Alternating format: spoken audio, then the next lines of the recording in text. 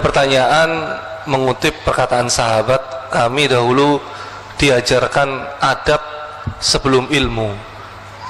Sedangkan sebagian pendapat akhlak atau adab yang baik itu timbul dari akidah yang benar. Bagaimana kita menempatkan keduanya, Ustaz?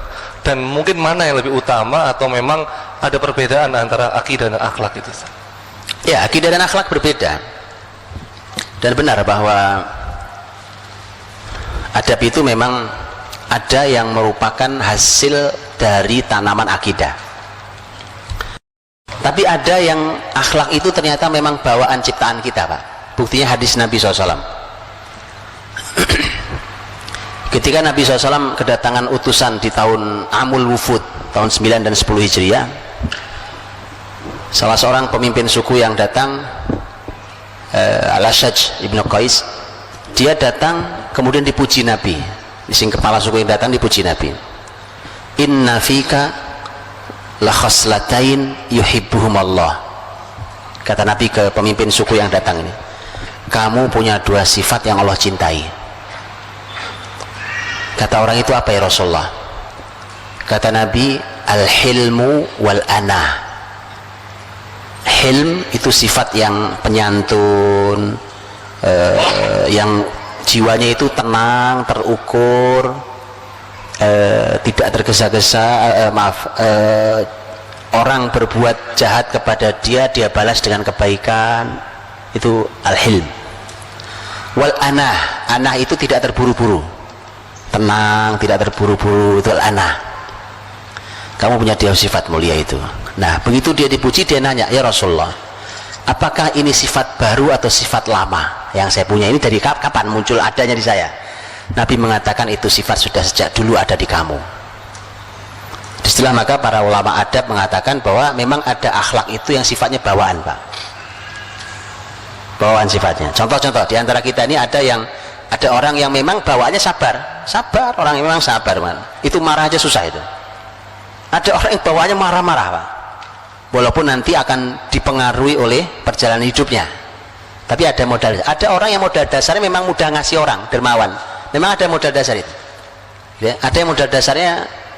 Arti gini, bahwa ini kan cuma modal dasar, tapi semua bisa dibina. Orang yang tidak punya modal dasar, tidak besar modal dasar dermawannya, bisa dimunculkan kedermawanan luar biasa pada dirinya dengan pembinaan terus-menerus itu. Ya. Nah, yang dimaksud dengan pertanyaan tadi, kalau kalimat sahabat adalah kami diajari iman sebelum Quran. Kami diajari iman sebelum Quran. Itu kalimat Jundub bin Abdillah, kalimat Abdullah bin Umar dan seterusnya. Kami diajari iman sebelum Quran. Itu ternyata kaidah kurikulum besar di Nabi SAW. Tapi kalimat bahwa adab sebelum ilmu itu juga benar. Itu kalimat para ulama bahwa seharusnya kita ini belajar adab sebelum belajar ilmu. Belajar adab dulu. Ini yang salah di kurikulum pendidikan kita hari ini. Ilmu ditumpuk tapi adabnya belum jadi.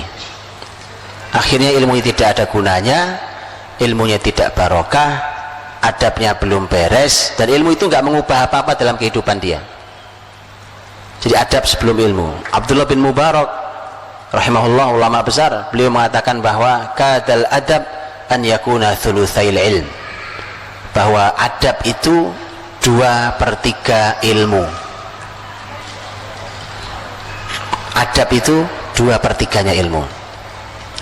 Artinya ketika kita kehilangan adab, kita kehilangan 2/3 ilmu. Jadi makanya anak itu memang harus diajari adab dulu. Adab dulu harus diajarkan.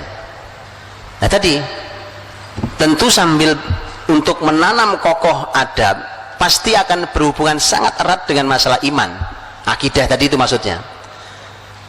Jangan salah memahami ya. Belajar akidah itu bukan belajar kitab, bukan. Ayo kita buka kitab tauhid, kitab akidah, bukan itu maksudnya. Lah anak kecil kalau diajak bagaimana ngerti anak kecil itu? Yang dimaksud adalah tanam dia. Apa yang mau kita tanam? Umpamanya kita mau menanam salah satu nilai tauhid, nilai akidah, umpamanya al-khauf, rasa takut pada Allah, atau ar-raja, kita punya harapan tinggi pada pertolongan Allah dan ampunan Allah dan seterusnya. tawakal, at-tawakkul umpamanya, punya sifat tawakal. Yang begitu-begitu itu ditanam bukan pakai teori buku. Kesalahan kita belajar tentang tauhid adalah seperti belajar filsafat. Itu kritikan Al-Ghazali terhadap proses pembelajaran tauhid yang salah.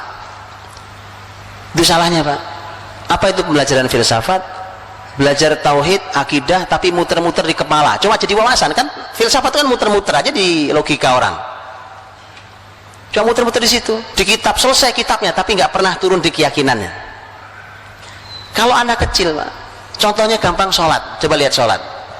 Bagaimana cara ngajari anak sholat yang benar? Salah juga di kita ngajari anak sholat yang benar. Ayo nak kita buka kitab sholat, kitabus sholat. Rukun sholat ada 13, 1, 2, 3, yuk dihafalin. Suruh sholat nggak bener, Pak. Gitu? Anak diajari wudhu, wudhu juga gitu. Oh, ini ayatnya ini, hadisnya ini, begini tata cara. Bukan begitu cara yang benar. Lihat cara yang benar, lihat cara yang benar di pendidikan para sahabat. Utsman bin Affan suatu hari ingin mengajari wudhu yang benar di hadapan tabi'in. Bukan dikasih teori. Kata Utsman, ambil air buat saya.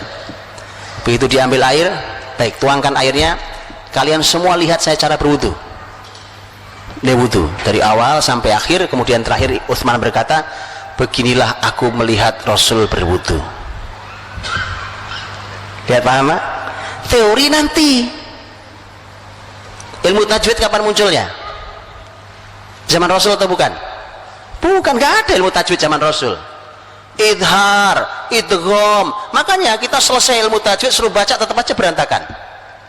Karena teori, Pak. Ini kesalahan kita mengajarkan tauhid dengan teori. Teori itu nanti. Yang penting anak membaca Quran dengan tajwid yang benar. Setelah itu kalau sudah benar baru kita kasih teori. Mereka kata, oh ini namanya idhar. Bacanya udah benar baca Qurannya. Oh ini namanya idgham. Begitu. Persis sama. Akhlak juga gitu, bukan teori, Pak. Masalah di kita sekarang kurikulum agama adalah teori. Teori sholat, teori wudhu, teori sabar, teori jujur, teori. Prakteknya tidak ada. Jadi bukan teori, ditanam di mereka. Jadi teori nanti, kitab nanti kita lahap, kitab nanti. Di usia-usia awal bukan teori, tetapi ditanam. Baik, wallahu a'lam bishawab.